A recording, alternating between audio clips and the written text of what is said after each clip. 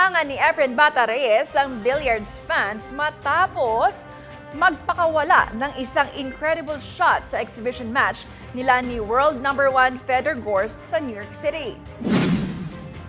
Ibinahagi mismo ni Gorst ang video na naturang tira na agad umani ng reaksyon mula sa fans online. Kahit matagal nang alamat sa mundo ng billiard si Reyes, patuloy pa rin niyang pinapatunayan kung bakit siya tinaguri ang isa sa greatest of all time. Isa lang ang malinaw, edad man ay numero lang para kay Efren Reyes pagdating sa tunay na galing sa billiards.